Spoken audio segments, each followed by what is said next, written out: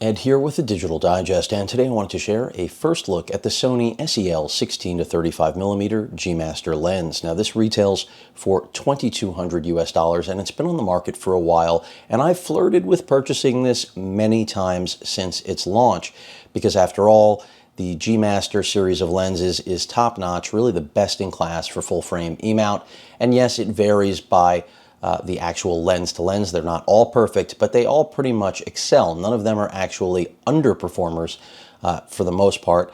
And of course, G series is where you can pick up a little bit better value and make that trade-off because you do save quite a bit of money. In fact, enough usually to buy two lenses for the price of one G Master.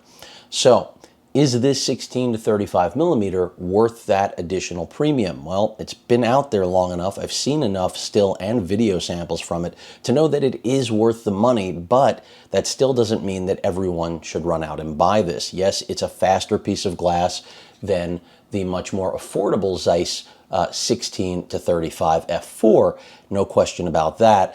And when it comes to size, the Zeiss is not that much smaller and lighter, in spite of what you might actually think, based on the fact that this is a GM lens mounted on my A7R4.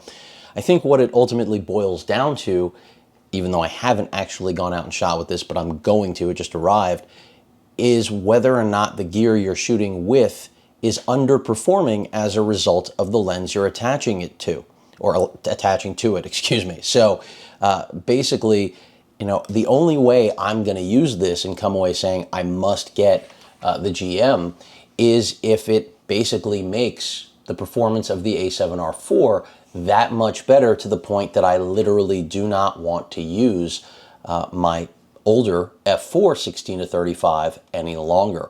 Now, the 16 to 35 f4 that I brought out earlier to the right here, this used to live, basically since this lens came out, it has lived on virtually every one of my A-series cameras. And that's because it's great from a balance standpoint, and of course, more importantly, optically speaking. The stabilization is good, not something you're going to find with a lot of lenses like this. In fact, you're not going to find a lot of lenses like the one in my left hand, and that's where they really are different.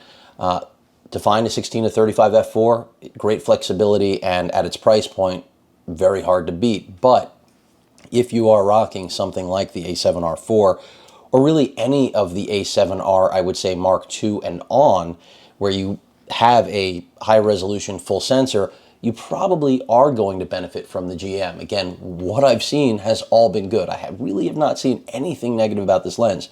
So that was why I reached out to Sony and said, can you send me over a demo? Because, you know, part of the reason I didn't run out to try this lens early on was because, quite frankly, I was afraid that I would absolutely instantly purchase it. And we don't always need what we want, do we? But again, this thing has spent enough time in the marketplace, gone through enough hands, reviews, that I just knew it was time for me to see exactly what it was like.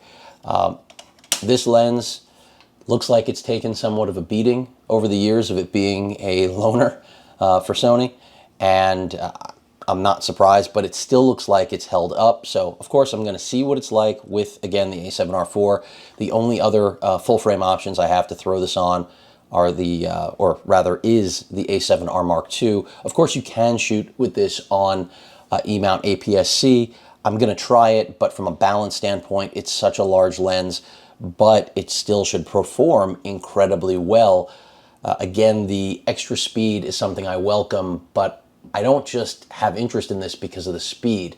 The other element, of course, is the quality, and at least what I've seen, I'll say it over and over again through this quick first look for me, it doesn't destroy this, but it certainly makes you wonder if, like me, you were living with this permanently mounted, almost as if your interchangeable mirrorless camera had a fixed lens, then this is probably more than worth a good long look. And that's why it's here today.